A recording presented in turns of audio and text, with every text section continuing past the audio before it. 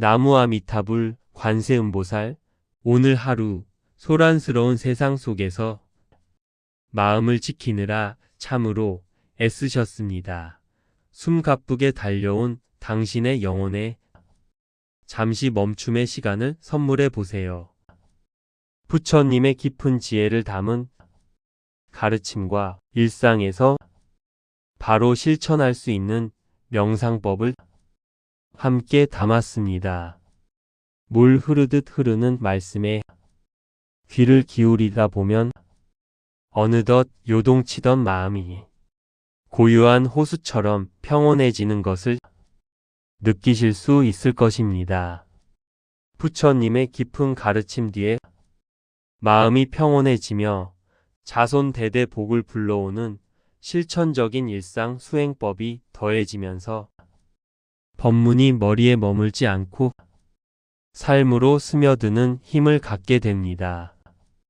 부처님의 가르침은 또한 머리로 이해하는 지식이 아니라 가만히 읊조릴 때 가슴으로 스며드는 온기와 같습니다. 부처님의 말씀을 새기다가 유독 마음이 머무는 울림이 있다면 그곳에 잠시 눈길을 멈추고 깊은 호흡을 나누어 보세요. 그 멈춤의 순간에 진정한 평온이 깃들 것입니다. 들으시는 모든 분의 삶에 자비와 평안이 깃들기를, 그리고 부처님의 가르침 안에서 소중한 보석을 발견하시고 그 안에 담긴 복을 모두 누리시기를 진심으로 기원하며, 복을 받는 말씀 들어가기 전에 구독과 좋아요 부탁드리며 더 많은 이들에게 평화의 메시지를 전달하는 소중한 복덕이 될 것입니다. 관세음보살, 관세음보살, 관세음보살. 댓글도 남겨주세요. 가업과 자손대대 복이 쌓이고 쌓이는 지름길이 될 것입니다. 부처님의 말씀 첫 번째 덕은 고요한 호흡과 존재의 시작입니다. 마음의 소란을 잠재우고 가만히 앉아 자신의 호흡을 바라봅니다. 숨이 들어오고 나가는 그 짧은 찰나 속에 온 우주의 생명력이 깃들어 있습니다. 우리는 평소 숨쉬고 있다는 사실조차 잊고 살아가지만 부처님께서는 이 호흡이야말로 깨달음으로 가는 가장 정직한 길이라고 말씀하셨습니다. 들이마시는 숨에 평화를 담고 내뱉는 숨에 가슴 속 켜켜이 쌓인 불안과 집착을 실어 보냅니다. 호흡은 과거로 달아나지도 미래로 앞서가지도 않습니다. 오직 지금 여기라는 진실만을 말해줍니다. 거친 파도가 가라앉아야 바다 밑바닥이 보이듯 숨결이 고요해질 때 비로소 우리는 요동치던 감정 너머의 참된 나를 마주하게 됩니다. 이 고요함 속에서 당신은 이미 충분히 온전하며 더 이상 채울 것이 없는 귀한 존재임을 깨닫게 될 것입니다. 당신은 숨을 쉬는 것만으로도 이미 온 우주와 연결된 온전한 존재입니다. 오늘 하루 중 단 5분이라도 시간을 내어 다음 중 하나를 시도해 보세요. 고요한 호흡으로 호흡에 닷 내리기입니다. 마음이 미래의 걱정이나 과거의 후회로 요동칠 때 사용하기 가장 좋은 방법입니다. 편안히 앉아 눈을 감고 공기가 코끝을 스치며 들어오고 나가는 감각에만 집중합니다. 잡생각이 떠오르는 것은 자연스러운 일입니다. 그때마다 자신을 비난하지 말고 내가 딴 생각을 하고 있구나라고 알아차린 뒤 다시 코끝의 감각으로 돌아옵니다. 이것이 마음의 근육을 기르는 과정이며 부처님의 일상 수행법입니다. 두 번째 덕은 재행무상, 흐르는 강물처럼입니다. 세상의 모든 것은 변합니다. 흐르는 강물에 두 번 발을 담글 수 없듯이 우리가 마주하는 기쁨도 슬픔도 육체도 영원히 머물지 않습니다. 부처님께서는 이를 재행무상이라 하셨습니다. 사람들은 변하지 않기를 바라기에 괴로워하지만 사실 변화야말로 생명이 살아있다는 증거입니다. 꽃이 지기에 열매가 맺히고 밤이 지나기에 새벽이 오듯 우리의 고통 또한 반드시 지나가기 마련입니다. 변화의 흐름을 거스르려 애쓰지 마십시오. 붙잡으려 할수록 소나기에서 빠져나가는 모래알처럼 집착은 오직 갈증만을 더할 뿐입니다. 흐르는 물처럼 인연의 오고 감을 담담히 받아들일 때 우리는 비로소 시간의 감옥에서 벗어나 자유로운 영혼의 춤을 출 수 있습니다. 지금의 아픔도 결국 흐르는 물처럼 지나가리니 변화를 두려워 마세요. 부처님의 일상 수행법은 이것 또한 지나가리라. 감정이 요동칠 때 지금 내 마음에 구름이 지나가고 있구나라고 객관적으로 말해 봅니다. 구름은 하늘을 잠시 가릴 뿐 하늘 자체가 될 수 없음을 믿고 가만히 지켜봅니다. 세 번째 덕은 고통의 뿌리입니다. 집착이라는 이름의 밧줄. 우리는 왜 괴로울까요? 그것은 내가 원하는 대로 세상이 움직여주기를 바라는 마음, 즉 집착 때문입니다. 사랑하는 사람을 소유하려 하고 명예를 영원히 간직하려 하며 심지어 내 생각조차 옳다고 고집합니다. 하지만 무거운 짐을 지고 언덕을 오르는 나그네에게 가장 필요한 것은 더 힘을 내는 것이 아니라 그 짐을 내려놓는 일입니다. 부처님께서는 고통의 원인이 외부에 있는 것이 아니라 우리 마음속의 갈망에 있음을 일깨워 주셨습니다. 집착은 스스로를 묶는 보이지 않는 밧줄과 같습니다. 그 줄을 놓아버리는 순간 우리는 비로소 광활한 허공을 날아오르는 새처럼 가벼워집니다. 소유하지 않기에 잃을 것도 없는 그 당당하고 평온한 경지가 바로 우리가 도달해야 할 안식처입니다. 행복은 무언가를 더 쥐는 것이 아니라 꽉 쥔 손을 펴는 순간 시작됩니다. 부처님의 일상 수행법은 집착의 짐 내려놓기입니다. 집착이라는 이름의 짐과 밧줄 내려놓기. 하루 중 가장 아끼는 물건이나 집착하는 생각 하나를 떠올리고 손바닥을 꽉 쥐었다가 천천히 펴며 나는 이것 없이도 충분히 온전하다 라고 3번 읊조립니다. 놓아버림은 상실이 아니라 더 넓은 세계를 받아들이기 위한 용기임을 깨닫는 것입니다. 이 말씀은 소유하려는 욕심으로 무거워진 마음을 가볍게 비워내고 자유를 되찾아 줍니다. 네 번째 덕은 인연의 그물, 너와 나의 연결고리입니다. 우주는 거대한 그물망과 같습니다. 그물코 하나가 흔들리면 그물 전체가 울리듯 이 세상에 홀로 존재하는 것은 아무것도 없습니다. 한 그릇의 밥 속에는 햇살과 바람, 농부의 땀방울과 우주의 시간이 모두 녹아 들어 있습니다. 부처님께서는 이것을 연기법이라 부르셨습니다. 이것이 있기에 저것이 있고 이것이 생기기에 저것이 생긴다 라는 가르침은 곧 타인이 곧 나임을 의미합니다. 내가 내뱉은 친절한 말 한마디가 누군가의 생명을 살리고 다시 나에게 평화로 돌아옵니다. 타인을 미워하는 것은 결국 내 마음의 밭에 독초를 심는 일과 같습니다.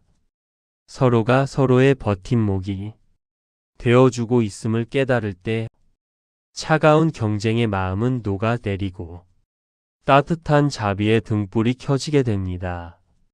타인을 향한 친절은 결국 나 자신의 평화를 위해 뿌리는 씨앗입니다. 부처님의 일상수행법은 연결의 감사와 인연의 그물입니다. 식사 전 밥 한 톨에 깃든 햇살과 농부의 수고를 상상하며 온 우주가 나를 먹여 살립니다. 감사합니다라고 인사합니다. 타인의 도움 없이는 존재할 수 없음을 알 때 깊은 연대감이 살아납니다. 내가 숨쉬고 먹는 모든 행위가 고립감과 외로움을 해소하고 세상과 내가 하나임을 느끼게 합니다. 5번째 덕은 마음이라는 거울 닦기입니다. 우리의 마음은 본래 맑고 투명한 거울과 같습니다. 하지만 살아가며 묻은 욕심과 분노, 어리석음이라는 먼지가 그 거울을 덮어버려 진실을 보지 못하게 합니다. 거울에 먼지가 앉았다고 해서 거울의 본질이 변한 것은 아닙니다. 그저 닦아내기만 하면 됩니다. 명상은 마음의 먼지를 닦는 수행입니다. 누군가를 원망하는 마음이 들 때 그것이 내 마음 거울에 비친 그림자임을 알아차리십시오. 외부의 비난이나 칭찬에 이를 일비하지 않는 것은 거울이 비치는 형상에 물들지 않는 것과 같습니다. 거울은 추한 것을 비춘다고 해서 더러워지지 않고 아름다운 것을 비춘다고 해서 우쭐대지도 않습니다. 그저 인연에 따라 나타나는 형상을 비출 뿐입니다. 우리는 거울에 비친 나라는 모습에 집착하여 괴로워하지만 진정으로 깨어있는 이는 비치는 모습이 아니라 비추고 있는 거울 자체의 투명함에 머뭅니다. 마음의 거울에 낀 번뇌의 먼지를 닦아내십시오. 그러면 세상은 있는 그대로의 눈부신 모습을 당신에게 드러낼 것입니다. 그 평온한 반영의 지혜를 우리는 깨달아야 합니다. 세상이 어지러운 것이 아니라 내 마음 거울의 먼지가 잠시 시야를 가린 것뿐입니다. 마음이 어지러울 때 거울 앞에 서서 자신의 눈을 가만히 바라봅니다. 비치는 모습 너머의 비추는 마음 자체의 순수함을 느끼며 보이는 것은 내가 아니다라고 선언합니다. 거울에 먼지가 앉아도 거울 자체가 오염된 것은 아니듯 내 본래 마음은 언제나 맑고 온전함을 신뢰하는 것입니다. 외부의 평가나 비난에 흔들리지 않는 단단한 자존감을 세워줍니다. 일어난 마음 거울 관찰이 부처님의 일상 수행법입니다. 6번째 덕은 분노의 불길을 끄는 자비의 물입니다. 화가 날 때 우리는 흔히 상대방을 공격하려 합니다. 그러나 분노는 남에게 던지기 위해 뜨거운 숯불을 손에 쥐는 것과 같습니다. 상대를 태우기 전에 내 손이 먼저 타버립니다. 부처님께서는 분노를 분노로 갚는 불길에 기름을 붓는 격이라 하셨습니다. 오직 용서와 자비만이 그 불길을 끌 수 있습니다.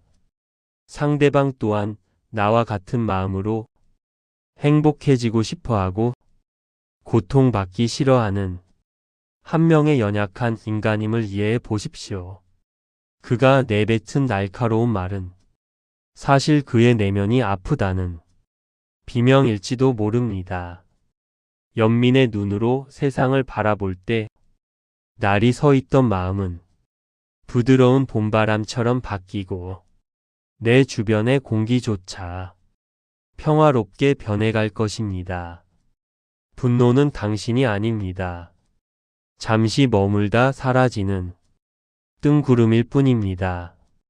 용서는 상대를 위한 선물이 아니라 내 마음의 불을 끄는 가장 시원한 생명수입니다. 부처님의 수행법은 화의 온도 체크입니다. 화가 날 때 즉시 말을 내뱉지 말고 몸 어디에서 열기가 느껴지는지 관찰합니다. 가슴이나 머리의 뜨거움을 느끼며 불꽃이 일어났구나. 곧 꺼질 것이다 라고 지켜봅니다.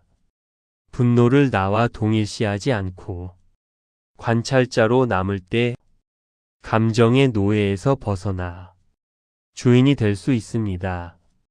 7번째 덕은 빈손의 미학과 공의 가르침입니다. 비어 있다는 것은 아무것도 없다는 뜻이 아니라 무엇이든 채울 수 있는 무한한 가능성을 의미합니다. 그릇이 비어 있어야 음식을 담을 수 있고 방이 비어 있어야 사람이 거주할 수 있습니다. 부처님께서는 우리의 자아 또한 고정된 실체가 없이 비어 있다고 말씀하셨습니다. 나는 고정된 존재가 아니라 환경과 인연에 따라 끊임없이 변화하는 과정 속에 있습니다. 이 비어 있음을 깨닫는 순간 우리는 나라는 좁은 감옥에서 걸어 나와 우주 전체로 확장됩니다. 가질 것이 없으니 뺏길 것도 없고 지킬 자아가 없으니 상처받을 일도 없습니다. 텅 빈 허공처럼 모든 것을 수용하면서도 어디에도 걸림없는 자유, 그것이 공의 참된 의미입니다. 텅 비어 있기에 무엇이든 될 수 있는 무한한 가능성, 그것이 당신의 본 모습입니다. 부처님의 일상 수행법은 방 안에 앉아 물건들 사이의 빈 공간을 응시합니다.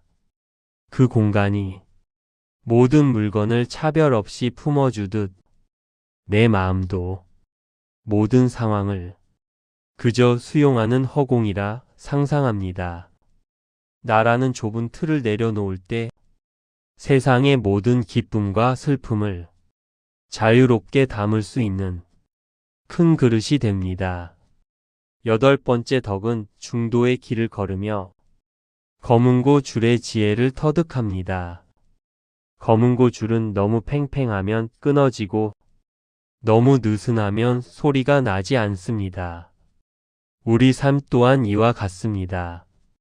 극단적인 고행이나 탐욕스러운 쾌락은 모두 진리로부터 멀어지게 합니다. 부처님께서는 양극단을 벗어난 중도의 길을 제시하셨습니다. 너무 애쓰지도 말고 그렇다고 방임하지도 마십시오.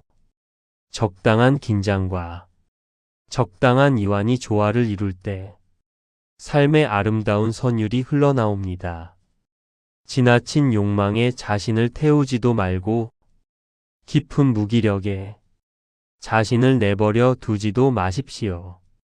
부처님께서는 흔들리는 뗏목 위에서 균형을 잡듯 매 순간 깨어 있으라 하셨습니다. 쾌락과 고통, 성공과 실패 사이에서 중심을 잡고 걷는 그 걸음이 바로 성자의 길입니다. 마음이 한쪽으로 치우치지 않게 균형을 잡는 것은 외줄타기를 하는 광대와 같습니다. 왼쪽으로 기울면 오른쪽으로 무게를 옮기고 오른쪽으로 기울면 왼쪽으로 마음을 보냅니다. 그 역동적인 균형 속에서 우리는 흔들리면서도 쓰러지지 않는 단단한 내면의 힘을 기르게 됩니다. 치우침 없는 평온함 속에서 삶의 가장 아름다운 선율이 흘러나옵니다. 너무 애쓰지도 말고 포기하지도 마세요. 삶은 그 적절한 균형 속에서 노래합니다. 부처님의 일상 수행법은 중도의 발걸음이라 하셨습니다. 길을 걸을 때 너무 빨리 걷지도 너무 느리게 걷지도 않는 가장 편안한 속도를 찾아봅니다. 발바닥이 땅에 닿는 느낌에 집중하며 치우치지 않는 평온함을 발걸음에 싣습니다. 삶의 정답은 양극단에 있지 않습니다. 흔들림 속에서 균형을 잡는 그 찰나의 순간이 바로 진리입니다. 9번째 덕은 말의 무게와 침묵의 향기입니다. 고귀한 침묵 연습. 한마디의 말이 누군가에게는 비수가 되어 심장에 박혀 꽂히고 누군가에게는 생명수가 되어 마른 영혼을 적십니다.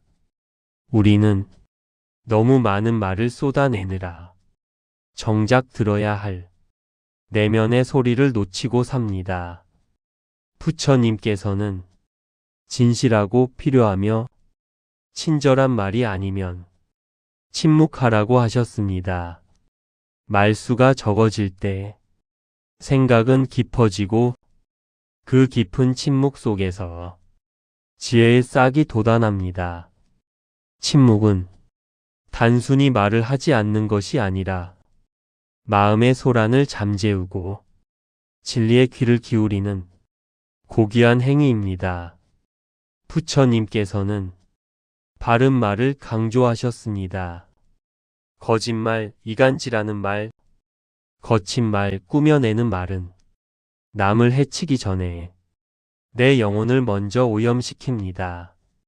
때로는 100마디의 조언보다 따뜻한 침묵 한 번이 더 큰 위로가 됩니다. 침묵은 단순히 말을 하지 않는 것이 아니라 내면의 소란을 잠재우고 타인의 아픔에 귀를 기울이는 정성입니다. 꼭 필요한 말이 아니라면 아껴 두십시오. 당신의 입술을 통해 나가는 말이 꽃향기처럼 세상을 맑게 할 수 있도록 정성을 다하십시오. 말수가 적어질 때 생각은 깊어지고 그 깊은 생각 속에서 지혜의 싹이 돋아납니다. 때로는 100마디 말보다 고요한 침묵이 당신의 진심을 더 깊게 전달합니다. 부처님의 일상 수행법은 3초의 멈춤이라 하셨습니다. 누군가에게 말을 하기 전 3초만 멈춥니다. 이 말이 진실한가? 필요한가? 친절한가를 스스로 묻고 그렇지 않다면 침묵을 선택해 봅니다. 침묵은 말의 부재가 아니라 가장 깊은 지혜가 싹 트는 비옥한 토양임을 깨닫는 것입니다. 10번째 덕은 고통을 성장의 밑거름으로. 고통의 씨앗 보살피기입니다. 진흙 속에서만 연꽃이 피어납니다. 진흙이 없다면 연꽃의 고결한 아름다움도 존재할 수 없습니다. 우리 삶의 고통과 시련 또한 그와 같습니다. 시련은 우리를 겸손하게 만들고 슬픔은 우리를 깊게 만듭니다. 부처님께서는 인생을 고해라 하셨지만 그것은 절망하라는 뜻이 아니라 그 고통을 통해 깨달음을 얻으라는 희망의 메시지입니다. 아픔은 우리를 겸손하게 만들고 슬픔은 우리를 깊게 만듭니다. 지금 겪고 있는 시련을 거부하지 말고 가만히 껴안아 보십시오. 그 아픔이 나에게 무엇을 가르쳐 주려 하는지 귀를 기울여 보십시오. 지금 당신을 괴롭히는 그 가시가 사실은 당신의 영혼을 깨우는 도구임을 이해하십시오. 고통을 거부하면 괴로움이 되지만 그것을 성장의 밑거름으로 수용하면 지혜의 향기로 변합니다. 고난을 이겨낸 자의 눈빛에는 깊은 자애로움이 서립니다. 시련이라는 차가운 겨울을 견뎌낸 나무만이 가장 찬란한 봄꽃을 피워낼 수 있는 법입니다. 당신을 아프게 하는 그 진흙 속에서 가장 향기로운 깨달음의 연꽃이 피어납니다. 부처님의 일상 수행법은 아픔 다독이기입니다. 힘든 시련을 원망하지 않고 자신을 성숙시키는 기회로 전환합니다. 현재 겪고 있는 마음의 아픔을 어린아이 대하듯 마음으로 감싸 안으며 아파도 괜찮다. 이 아픔이 나를 깊게 만들 것이다 라고 스스로를 다독여 줍니다. 시련을 밀어내지 않고 수용할 때 고통은 더 이상 나를 해치지 못하고 자양분이 되듯이 시련을 거부하면 괴로움이 되지만 수용하면 지혜의 자양분이 됩니다. 11번째 덕은 스스로 등불이 되어라. 내면의 등불 켜기. 부처님께서는 마지막 유훈으로 남에게 의지하지 말고 자신을 등불로 삼으라고 하셨습니다. 부처님께서 반열반에 드시기 전 마지막으로 남기신 말씀은 자등명 법등명이었습니다. 스스로를 등불로 삼고 진리를 등불로 삼으라는 뜻입니다. 누구에게 의지하거나 매달리지 마십시오. 깨달음은 밖에서 구걸하는 것이 아니라 내 안의 보석을 발견하는 과정입니다. 세상의 유행이나 타인의 평가에 휘둘리는 삶은 바람에 흔들리는 촛불과 같습니다. 하지만 내 안의 자각이라는 등불을 켠 사람은 어떤 어둠 속에서도 길을 잃지 않습니다. 당신 안에는 이미 우주를 밝힐 수 있는 지혜의 씨앗이 심어져 있습니다. 밖을 향하던 시선을 안으로 돌리십시오. 당신이 바로 당신을 구원할 유일한 존재입니다. 아무리 훌륭한 스승이라 해도 당신의 길을 대신 가줄 수는 없습니다. 어두운 밤길을 걸을 때 자신의 발등을 비추는 등불처럼 당신의 자각과 지혜가 앞길을 밝혀야 합니다. 스스로를 믿으십시오. 당신 안에는 이미 부처와 같은 지혜의 씨앗이 심어져 있습니다. 그 씨앗을 꼭 피우는 것은 오직 당신의 정진과 믿음뿐입니다.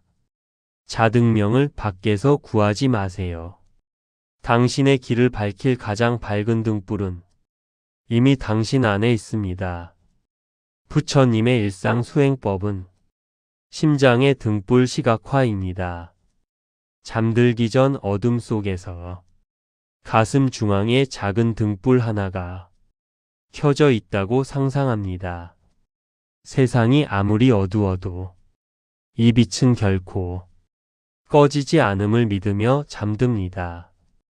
구원은 외부 환경에서 오는 것이 아닙니다. 내 안의 자각이 곧 나를 인도하는 가장 확실한 지도입니다. 12번째 덕은 현재라는 기적의 시간과 찰나의 미학입니다. 우리는 대개 지나간 과거를 후회하거나 오지 않은 미래를 걱정하며 시간을 보냅니다. 정작 살아 숨쉬는 현재는 놓치고 맙니다. 과거는 이미 흘러간 꿈이고 미래는 아직 그려지지 않은 환상입니다. 오직 현재만이 실제하는 유일한 시간입니다. 우리가 만질 수 있고 경험할 수 있는 유일한 실제는 지금 이 순간뿐입니다. 밥을 먹을 때는 오직 밥 먹는 일에 집중하고 걸을 때는 오직 발바닥에 닿는 대지의 감촉에 집중하십시오. 매 순간을 온전히 살아낼 때 깨달음은 일상의 평범함 속에서 불쑥 나타납니다. 찻잔에 담긴 차를 마시는 이 순간이 바로 우주의 축제이며 기적입니다. 어제를 후회하고 내일을 걱정하느라 오늘이라는 귀한 선물을 놓치지 마십시오. 찰나의 순간마다 깨어있는 삶이 모여 영혼을 이룹니다. 지금 이 순간 숨 쉬고 있음에 감사할 수 있다면 당신은 이미 기적의 한복판에 서 있는 것입니다. 내일의 행복을 위해 오늘의 행복을 저당 잡히지 마십시오. 지금 이 순간 웃을 수 있다면 당신은 이미 성공한 인생을 살고 있는 것입니다. 과거와 미래라는 환상에서 깨어나세요. 지금 이 순간만이 유일한 진실입니다. 부처님의 일상 수행법은 찰나의 감각 깨우기입니다. 지루한 일상을 기적으로 바꾸고 매 순간을 풍요롭게 누리게 합니다. 차를 마시거나 손을 씻는 사소한 동작에 집중합니다. 물의 온도, 피부의 감촉을 온전히 느끼며 나는 지금 여기에 존재한다라고 선언합니다. 아직 오지도 않은 미래에 대한 환상과 걱정은 접어두고 우리가 살 수 있는 유일한 시간은 오직 지금 이 순간임을 체험하는 것입니다. 13번째 덕은 모든 생명을 향한 무한한 자애와 자비의 미소 짓기입니다. 나의 행복이 소중하듯 살아있는 모든 존재의 행복도 소중합니다. 길가에 핀 작은 풀꽃 하나, 하늘을 나는 이름 모를 새 한 마리도 저마다의 생명을 꽃피우기 위해 온 힘을 다하고 있습니다. 부처님께서는 어머니가 하나뿐인 아들을 목숨 바쳐 보호하듯 모든 생명에 대해 무한한 자애의 마음을 품으라고 가르치셨습니다. 자애로운 마음은 가장 강력한 보호막입니다. 미움이 머물 자리를 사랑으로 채울 때 세상은 더 이상 두려운 곳이 아니라 평화로운 정원이 됩니다. 내가 행복하기를, 내가 평안하기를 기도하듯 온 세상 모든 존재가 고통에서 벗어나 행복하기를 진심으로 염원해 보십시오. 그 염원이 당신의 영혼을 가장 아름답게 가꿀 것입니다. 대인관계에서 오는 스트레스를 녹이고 마음을 따뜻하게 데워줍니다. 나를 사랑하듯 세상을 사랑할 때 온 우주는 당신의 가장 든든한 안식처가 됩니다. 부처님의 일상 수행법은 자비의 미소 짓기입니다. 매일 아침 거울을 보며 자신에게 미소를 지어준 뒤 오늘 만날 사람들을 떠올리며 마음속으로 한 문장을 읊어줍니다. 당신이 평온하기를, 당신이 행복하기를. 미운 사람에게는 처음부터 쉽지 않겠지만 그 사람 또한 행복해지고 싶어하는 연약한 존재임을 이해하려 노력하는 것만으로도 내 마음의 도끼가 먼저 빠져나갑니다. 14번째 덕은 무소의 뿔처럼 혼자서 가라. 무소의 뿔처럼 걷기. 진리의 길은 때로 외롭고 고독합니다. 남들이 가지 않는 길을 가야 할 때도 있고 주변의 이해를 받지 못할 때도 있습니다.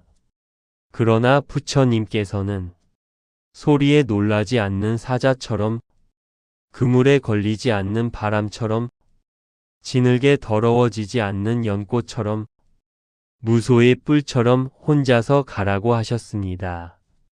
대중의 칭찬이나 비난에 흔들리지 않는 굳건한 주관을 가지십시오.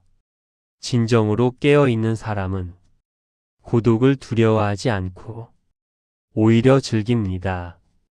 고독 속에서 비로소 내면의 진실한 목소리가 들리기 때문입니다. 당당하게 자신의 길을 가십시오. 당신이 바른 길을 걷고 있다면 온 우주가 보이지 않는 손길로 당신을 응원하고 보호할 것입니다. 홀로 가는 길을 외로워 마세요. 진리를 따르는 당신은 결코 혼자가 아닙니다. 부처님의 일상 수행법은 무소의 뿔처럼 걷기입니다. 타인의 시선에서 자유로워지고 자신만의 가치를 당당히 지키게 합니다. 홀로 산책하거나 식사를 하며 다른 사람의 반응을 신경 쓰지 않고 자신의 내면적 욕구에 귀를 기울입니다. 홀로 있어도 나는 충만하다라고 되새깁니다. 진정한 독립은 고립이 아니라 자기 자신과 가장 좋은 친구가 되는 법을 배우는 것입니다. 15번째 덕은 본래의 고향과 열반의 평온과 미소입니다. 이제 모든 가르침을 뒤로하고 고요한 침묵 속으로 들어갑니다.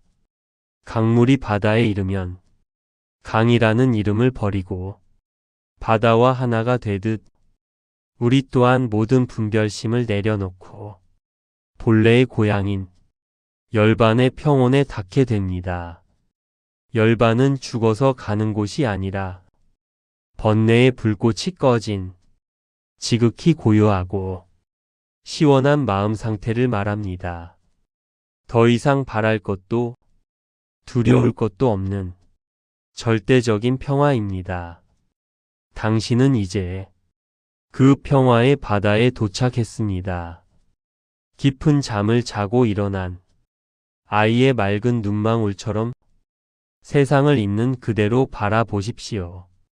당신의 삶은 그 자체로 거룩한 성전이며 당신의 발걸음마다 평화의 꽃이 피어날 것입니다. 이 고요한 축복 속에서 영원한 안식을 누리십시오. 모든 파도가 잠잠해진 바다처럼 당신은 이제 영원한 안식에 도착했습니다.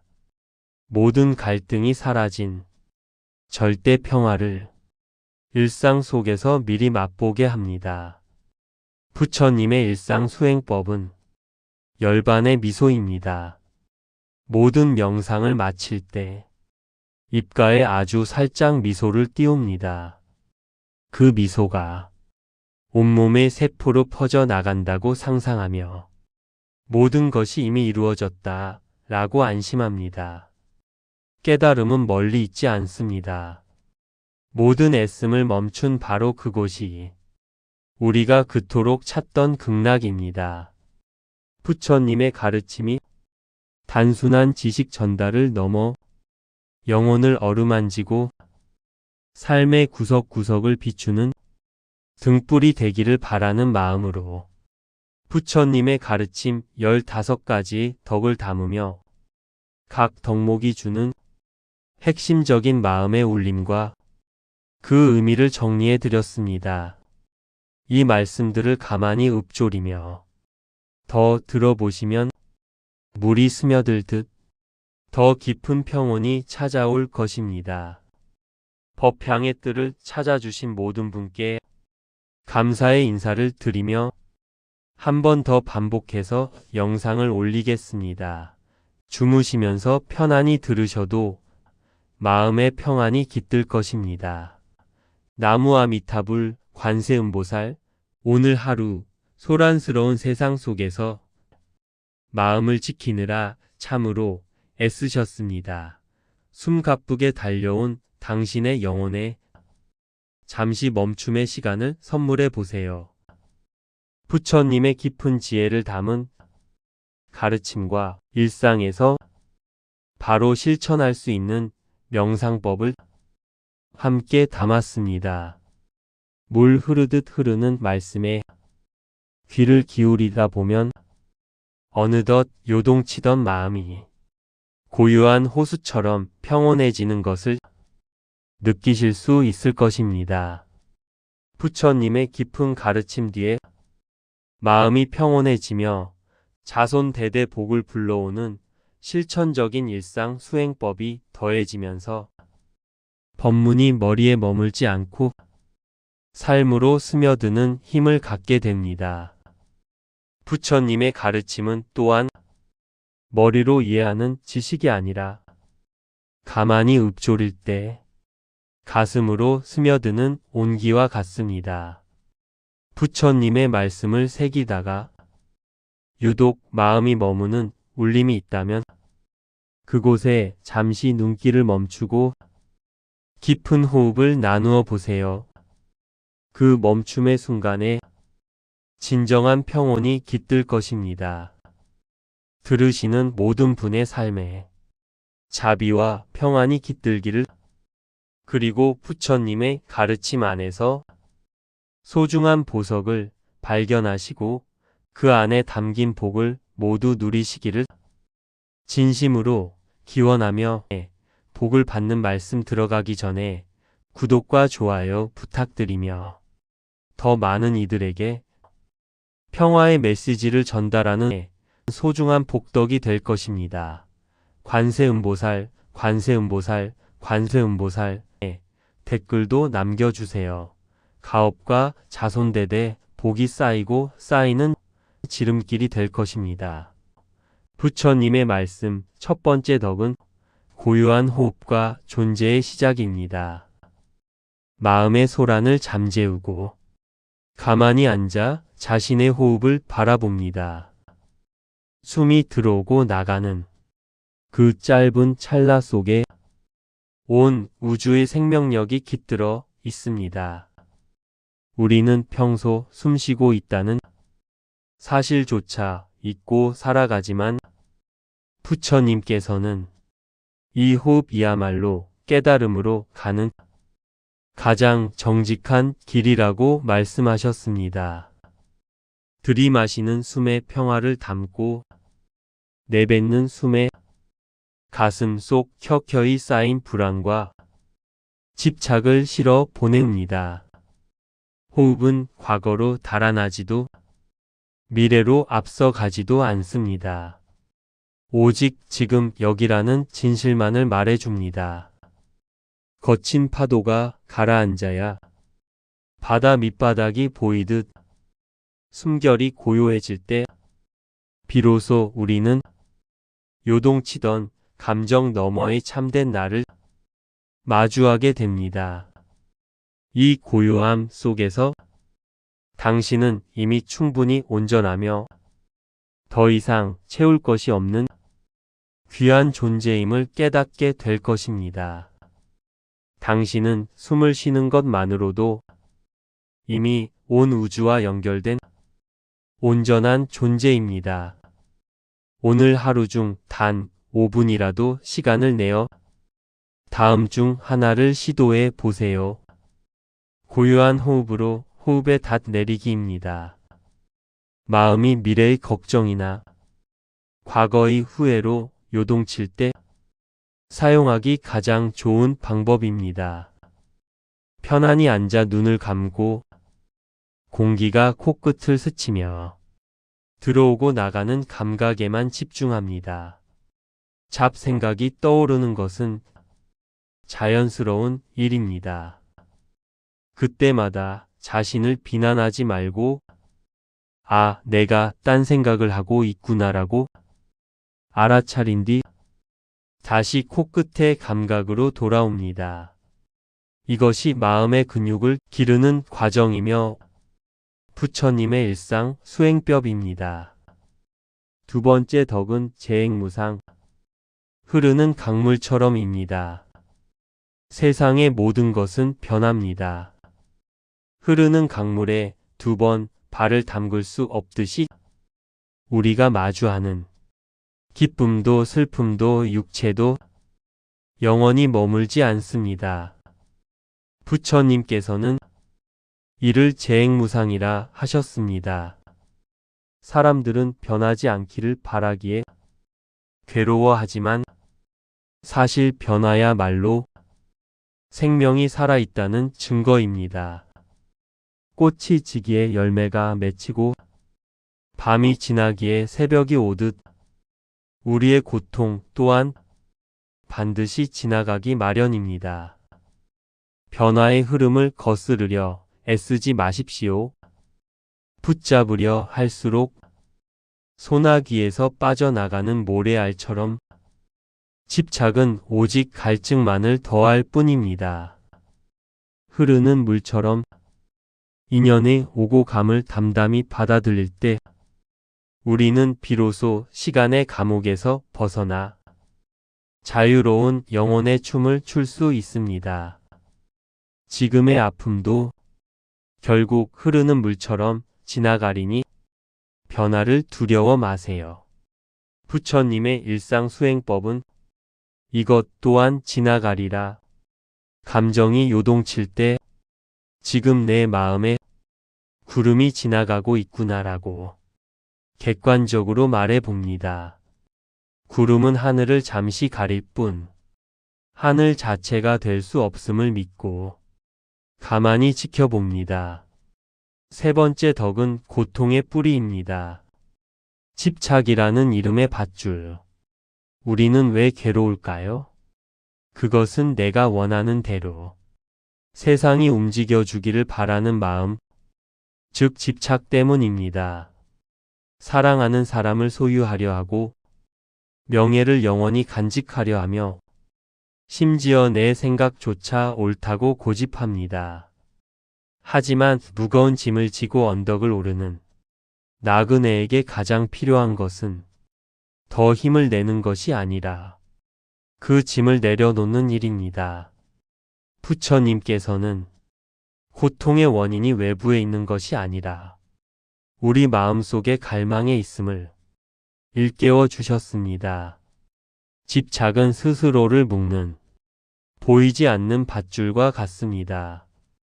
그 줄을 놓아버리는 순간 우리는 비로소 광활한 허공을 날아오르는 새처럼 가벼워집니다. 소유하지 않기에 잃을 것도 없는 그 당당하고 평온한 경지가 바로 우리가 도달해야 할 안식처입니다. 행복은 무언가를 더 쥐는 것이 아니라 꽉 쥔 손을 펴는 순간 시작됩니다. 부처님의 일상수행법은 집착의 짐 내려놓기입니다. 집착이라는 이름의 짐과 밧줄 내려놓기. 하루 중 가장 아끼는 물건이나 집착하는 생각 하나를 떠올리고 손바닥을 꽉 쥐었다가 천천히 펴며 나는 이것 없이도 충분히 온전하다 라고 3번 읊조립니다. 놓아버림은 상실이 아니라 더 넓은 세계를 받아들이기 위한 용기임을 깨닫는 것입니다. 이 말씀은 소유하려는 욕심으로 무거워진 마음을 가볍게 비워내고 자유를 되찾아 줍니다. 네 번째 덕은 인연의 그물, 너와 나의 연결고리입니다. 우주는 거대한 그물망과 같습니다. 그물코 하나가 흔들리면 그물 전체가 울리듯 이 세상에 홀로 존재하는 것은 아무것도 없습니다. 한 그릇의 밥 속에는 햇살과 바람, 농부의 땀방울과 우주의 시간이 모두 녹아 들어 있습니다. 부처님께서는 이것을 연기법이라 부르셨습니다. 이것이 있기에 저것이 있고 이것이 생기기에 저것이 생긴다 라는 가르침은 곧 타인이 곧 나임을 의미합니다.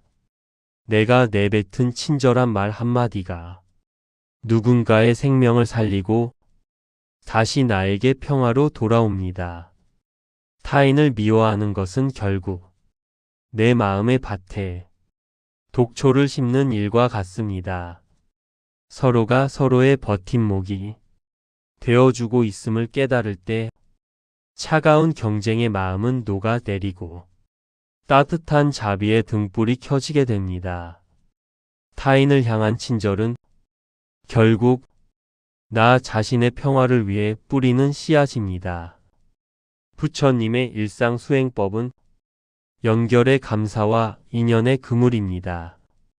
식사 전 밥 한 톨에 깃든 햇살과 농부의 수고를 상상하며 온 우주가 나를 먹여 살립니다.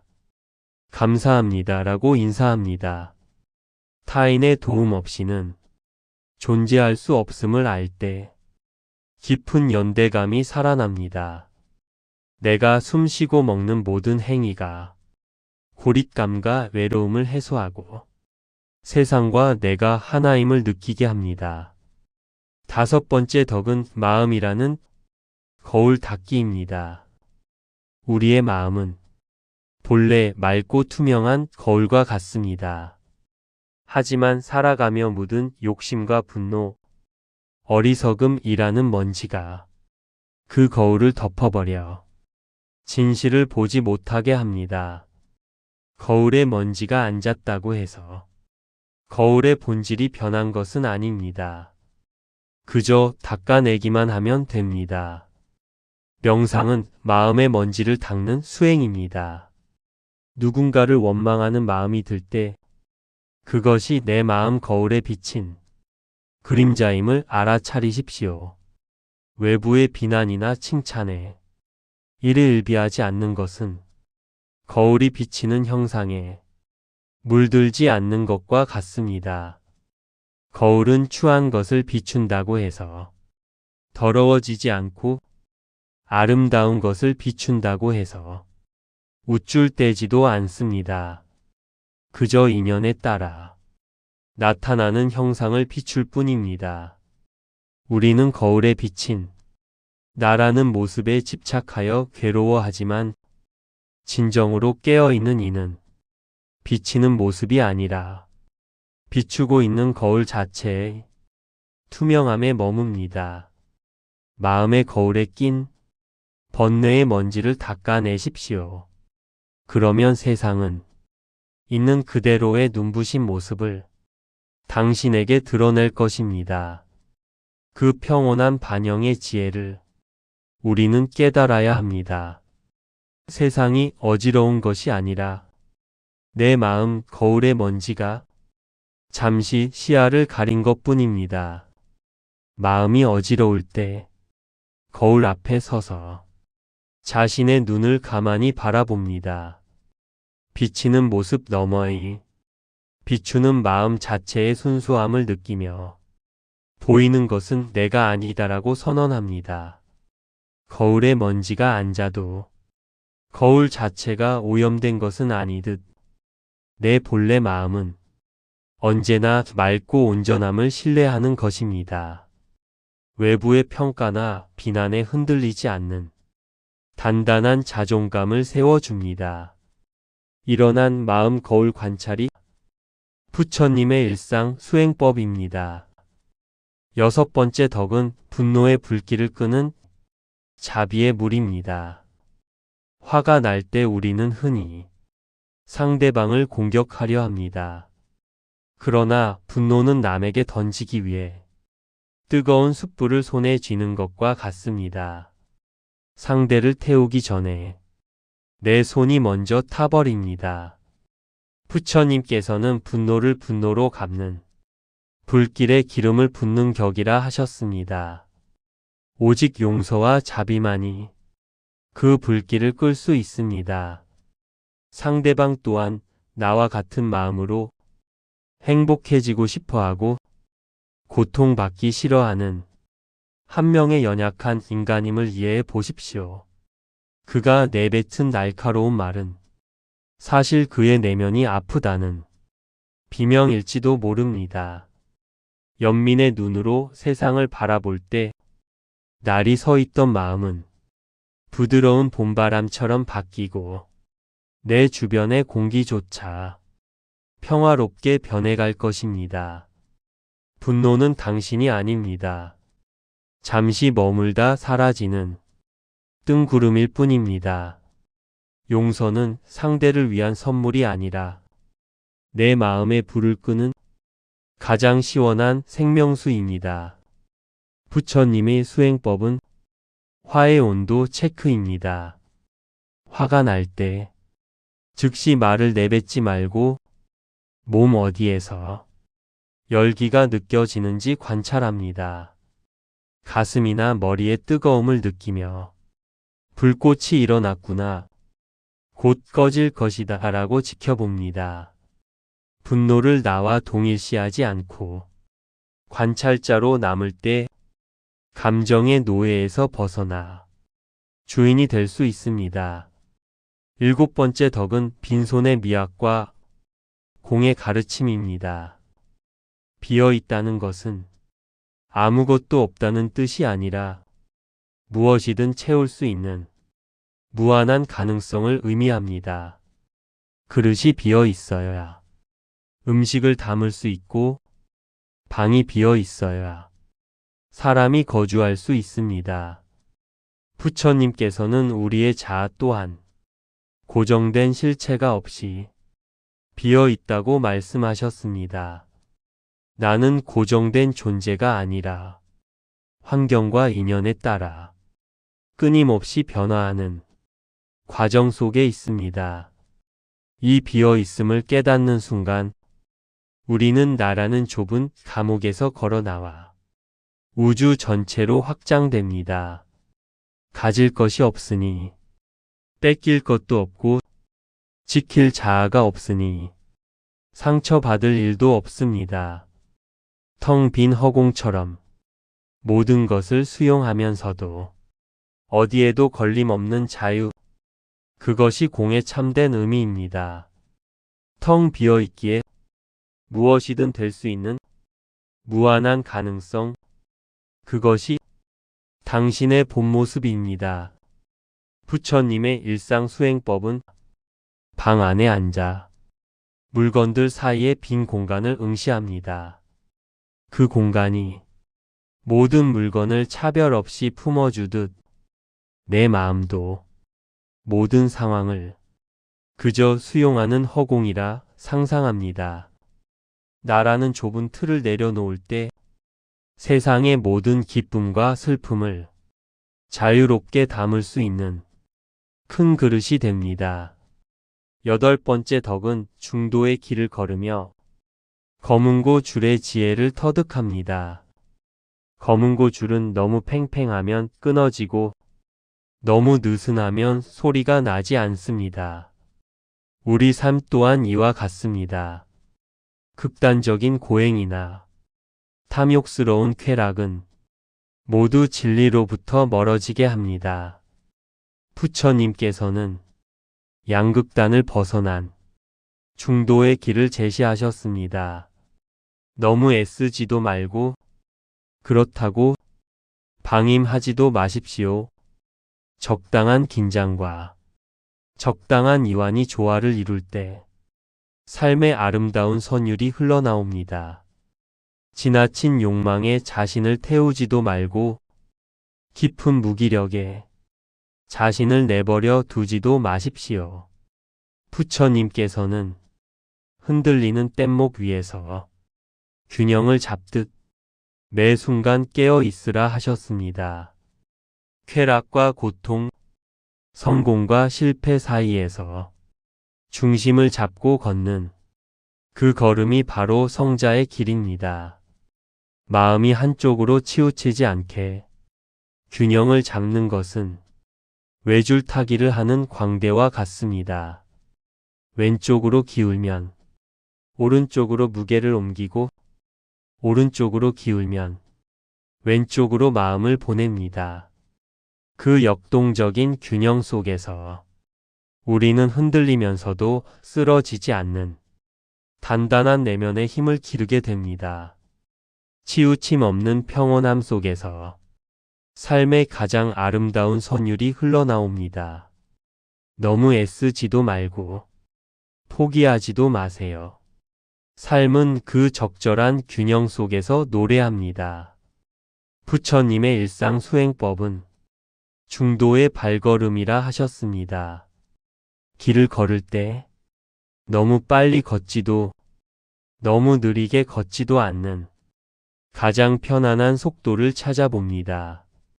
발바닥이 땅에 닿는 느낌에 집중하며 치우치지 않는 평온함을 발걸음에 싣습니다. 삶의 정답은 양극단에 있지 않습니다. 흔들림 속에서 균형을 잡는 그 찰나의 순간이 바로 진리입니다. 9번째 덕은 말의 무게와 침묵의 향기입니다. 고귀한 침묵 연습, 한마디의 말이 누군가에게는 비수가 되어 심장에 박혀 꽂히고 누군가에게는 생명수가 되어 마른 영혼을 적십니다. 우리는 너무 많은 말을 쏟아내느라 정작 들어야 할 내면의 소리를 놓치고 삽니다. 부처님께서는 진실하고 필요하며 친절한 말이 아니면 침묵하라고 하셨습니다. 말수가 적어질 때 생각은 깊어지고 그 깊은 침묵 속에서 지혜의 싹이 돋아납니다.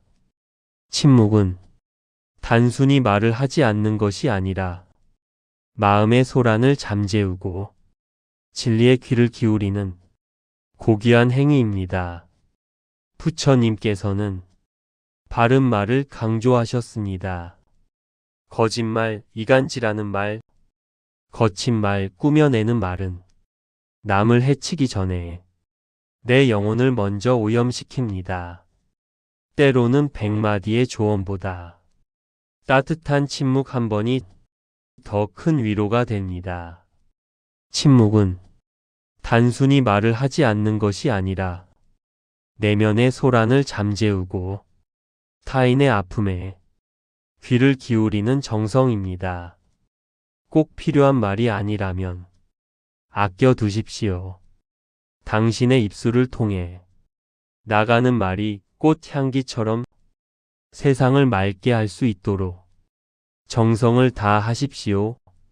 말수가 적어질 때 생각은 깊어지고 그 깊은 생각 속에서 지혜의 싹이 돋아납니다. 때로는 100마디 말보다 고요한 침묵이 당신의 진심을 더 깊게 전달합니다. 부처님의 일상 수행법은 3초의 멈춤이라 하셨습니다. 누군가에게 말을 하기 전 3초만 멈춥니다.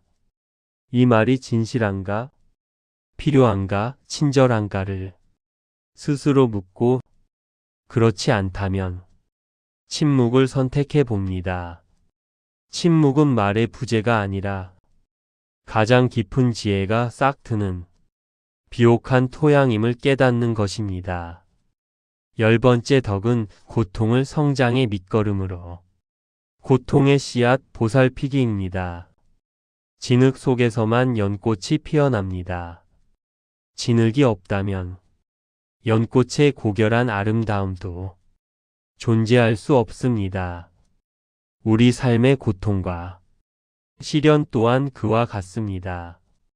시련은 우리를 겸손하게 만들고 슬픔은 우리를 깊게 만듭니다. 부처님께서는 인생을 고해라 하셨지만 그것은 절망하라는 뜻이 아니라 그 고통을 통해 깨달음을 얻으라는 희망의 메시지입니다. 아픔은 우리를 겸손하게 만들고 슬픔은 우리를 깊게 만듭니다. 지금 겪고 있는 시련을 거부하지 말고 가만히 껴안아 보십시오. 그 아픔이 나에게 무엇을 가르쳐 주려 하는지 귀를 기울여 보십시오. 지금 당신을 괴롭히는 그 가시가 사실은 당신의 영혼을 깨우는 도구임을 이해하십시오. 고통을 거부하면 괴로움이 되지만 그것을 성장의 밑거름으로 수용하면 지혜의 향기로 변합니다. 고난을 이겨낸 자의 눈빛에는 깊은 자애로움이 서립니다. 시련이라는 차가운 겨울을 견뎌낸 나무만이 가장 찬란한 봄꽃을 피워낼 수 있는 법입니다. 당신을 아프게 하는 그 진흙 속에서 가장 향기로운 깨달음의 연꽃이 피어납니다. 부처님의 일상 수행법은 아픔 다독이기입니다. 힘든 시련을 원망하지 않고 자신을 성숙시키는 기회로 전환합니다. 현재 겪고 있는 마음의 아픔을 어린아이 대하듯 마음으로 감싸 안으며 아파도 괜찮다. 이 아픔이 나를 깊게 만들 것이다 라고 스스로를 다독여 줍니다. 시련을 밀어내지 않고 수용할 때 고통은 더 이상 나를 해치지 못하고 자양분이 되듯이 시련을 거부하면 괴로움이 되지만 수용하면 지혜의 자양분이 됩니다. 11번째 덕은 스스로 등불이 되어라. 내면의 등불 켜기. 부처님께서는 마지막 유훈으로 남에게 의지하지 말고 자신을 등불로 삼으라고 하셨습니다. 부처님께서 반열반에 드시기 전 마지막으로 남기신 말씀은 자등명 법등명이었습니다. 스스로를 등불로 삼고 진리를 등불로 삼으라는 뜻입니다. 누구에게 의지하거나 매달리지 마십시오. 깨달음은 밖에서 구걸하는 것이 아니라 내 안의 보석을 발견하는 과정입니다. 세상의 유행이나 타인의 평가에 휘둘리는 삶은 바람에 흔들리는 촛불과 같습니다. 하지만 내 안의 자각이라는 등불을 켠 사람은 어떤 어둠 속에서도 길을 잃지 않습니다. 당신 안에는 이미 우주를 밝힐 수 있는 지혜의 씨앗이 심어져 있습니다. 밖을 향하던 시선을 안으로 돌리십시오. 당신이 바로 당신을 구원할 유일한 존재입니다. 아무리 훌륭한 스승이라 해도 당신의 길을 대신 가줄 수는 없습니다. 어두운 밤길을 걸을 때 자신의 발등을 비추는 등불처럼 당신의 자각과 지혜가 앞길을 밝혀야 합니다. 스스로를 믿으십시오. 당신 안에는 이미 부처와 같은 지혜의 씨앗이 심어져 있습니다. 그 씨앗을 꼭 피우는 것은 오직 당신의 정진과 믿음뿐입니다. 자등명을 밖에서 구하지 마세요. 당신의 길을 밝힐 가장 밝은 등불은 이미 당신 안에 있습니다. 부처님의 일상 수행법은 심장의 등불 시각화입니다. 잠들기 전 어둠 속에서 가슴 중앙에 작은 등불 하나가 켜져 있다고 상상합니다. 세상이 아무리 어두워도 이 빛은 결코 꺼지지 않음을 믿으며 잠듭니다. 구원은 외부 환경에서 오는 것이 아닙니다. 내 안의 자각이 곧 나를 인도하는 가장 확실한 지도입니다. 12번째 덕은 현재라는 기적의 시간과 찰나의 미학입니다. 우리는 대개 지나간 과거를 후회하거나 오지 않은 미래를 걱정하며 시간을 보냅니다. 정작 살아 숨쉬는 현재는 놓치고 맙니다. 과거는 이미 흘러간 꿈이고 미래는 아직 그려지지 않은 환상입니다. 오직 현재만이 실제하는 유일한 시간입니다. 우리가 만질 수 있고 경험할 수 있는 유일한 실제는 지금 이 순간뿐입니다. 밥을 먹을 때는 오직 밥 먹는 일에 집중하고 걸을 때는 오직 발바닥에 닿는 대지의 감촉에 집중하십시오. 매 순간을 온전히 살아낼 때 깨달음은 일상의 평범함 속에서 불쑥 나타납니다. 찻잔에 담긴 차를 마시는 이 순간이 바로 우주의 축제이며 기적입니다. 어제를 후회하고 내일을 걱정하느라 오늘이라는 귀한 선물을 놓치지 마십시오. 찰나의 순간마다 깨어있는 삶이 모여 영혼을 이룹니다. 지금 이 순간 숨 쉬고 있음에 감사할 수 있다면 당신은 이미 기적의 한복판에 서 있는 것입니다. 내일의 행복을 위해 오늘의 행복을 저당 잡히지 마십시오. 지금 이 순간 웃을 수 있다면 당신은 이미 성공한 인생을 살고 있는 것입니다. 과거와 미래라는 환상에서 깨어나세요. 지금 이 순간만이 유일한 진실입니다. 부처님의 일상 수행법은 찰나의 감각 깨우기입니다. 지루한 일상을 기적으로 바꾸고 매 순간을 풍요롭게 누리게 합니다. 차를 마시거나 손을 씻는 사소한 동작에 집중합니다. 물의 온도, 피부의 감촉을 온전히 느끼며 나는 지금 여기에 존재한다라고 선언합니다. 아직 오지도 않은 미래에 대한 환상과 걱정은 접어두고 우리가 살 수 있는 유일한 시간은 오직 지금 이 순간임을 체험하는 것입니다.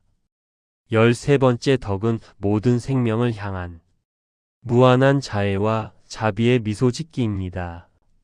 나의 행복이 소중하듯 살아있는 모든 존재의 행복도 소중합니다.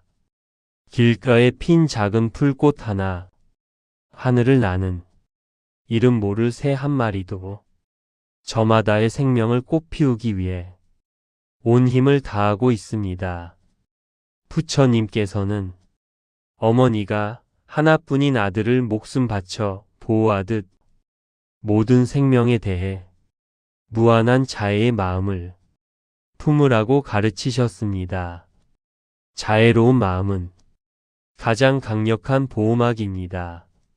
미움이 머물 자리를 사랑으로 채울 때 세상은 더 이상 두려운 곳이 아니라 평화로운 정원이 됩니다. 내가 행복하기를, 내가 평안하기를 기도하듯 온 세상 모든 존재가 고통에서 벗어나 행복하기를 진심으로 염원해 보십시오. 그 염원이 당신의 영혼을 가장 아름답게 가꿀 것입니다. 대인관계에서 오는 스트레스를 녹이고 마음을 따뜻하게 데워줍니다. 나를 사랑하듯 세상을 사랑할 때 온 우주는 당신의 가장 든든한 안식처가 됩니다. 부처님의 일상 수행법은 자비의 미소 짓기입니다. 매일 아침 거울을 보며 자신에게 미소를 지어준 뒤 오늘 만날 사람들을 떠올리며 마음속으로 한 문장을 읊어줍니다. 당신이 평온하기를, 당신이 행복하기를. 미운 사람에게는 처음부터 쉽지 않겠지만 그 사람 또한 행복해지고 싶어하는 연약한 존재임을 이해하려 노력하는 것만으로도 내 마음의 도끼가 먼저 빠져나갑니다. 14번째 덕은 무소의 뿔처럼 혼자서 가라. 무소의 뿔처럼 걷기. 진리의 길은 때로 외롭고 고독합니다. 남들이 가지 않는 길을 가야 할 때도 있고 주변의 이해를 받지 못할 때도 있습니다. 그러나 부처님께서는 소리에 놀라지 않는 사자처럼, 그물에 걸리지 않는 바람처럼, 지늘게 더러워지지 않는 연꽃처럼, 무소의 뿔처럼 혼자서 가라고 하셨습니다. 대중의 칭찬이나 비난에 흔들리지 않는 굳건한 주관을 가지십시오. 진정으로 깨어있는 사람은 고독을 두려워하지 않고 오히려 즐깁니다. 고독 속에서 비로소 내면의 진실한 목소리가 들리기 때문입니다. 당당하게 자신의 길을 가십시오. 당신이 바른 길을 걷고 있다면 온 우주가 보이지 않는 손길로 당신을 응원하고 보호할 것입니다. 홀로 가는 길을 외로워 마세요. 진리를 따르는 당신은 결코 혼자가 아닙니다. 부처님의 일상 수행법은 무소의 뿔처럼 걷기입니다. 타인의 시선에서 자유로워지고 자신만의 가치를 당당히 지키게 합니다. 홀로 산책하거나 식사를 하며 다른 사람의 반응을 신경 쓰지 않고 자신의 내면적 욕구에 귀를 기울입니다. 홀로 있어도 나는 충만하다라고 되새깁니다. 진정한 독립은 고립이 아니라 자기 자신과 가장 좋은 친구가 되는 법을 배우는 것입니다. 15번째 덕은 본래의 고향과 열반의 평온과 미소입니다. 이제 모든 가르침을 뒤로하고 고요한 침묵 속으로 들어갑니다. 강물이 바다에 이르면 강이라는 이름을 버리고 바다와 하나가 되듯 우리 또한 모든 분별심을 내려놓고 본래의 고향인 열반의 평온에 닿게 됩니다. 열반은 죽어서 가는 곳이 아니라 번뇌의 불꽃이 꺼진 지극히 고요하고 시원한 마음 상태를 말합니다. 더 이상 바랄 것도 두려울 것도 없는 절대적인 평화입니다. 당신은 이제 그 평화의 바다에 도착했습니다. 깊은 잠을 자고 일어난 아이의 맑은 눈망울처럼 세상을 있는 그대로 바라보십시오. 당신의 삶은 그 자체로 거룩한 성전이며 당신의 발걸음마다 평화의 꽃이 피어날 것입니다. 이 고요한 축복 속에서 영원한 안식을 누리십시오.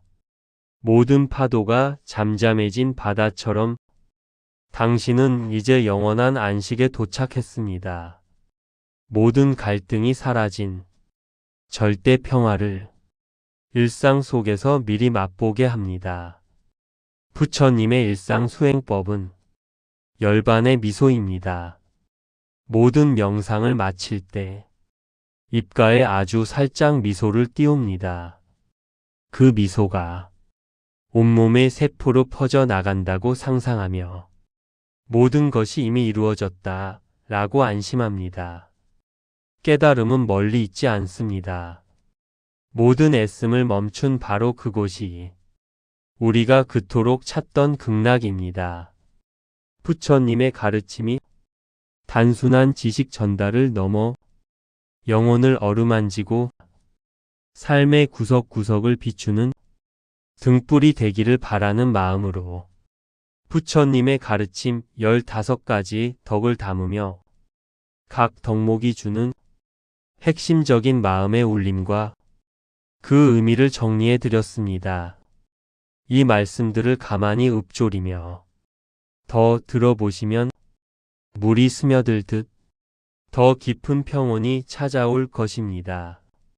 법향의 뜰을 찾아주신 모든 분께 감사의 인사를 드립니다. 관세음보살, 관세음보살, 관세음보살 성불하십시오.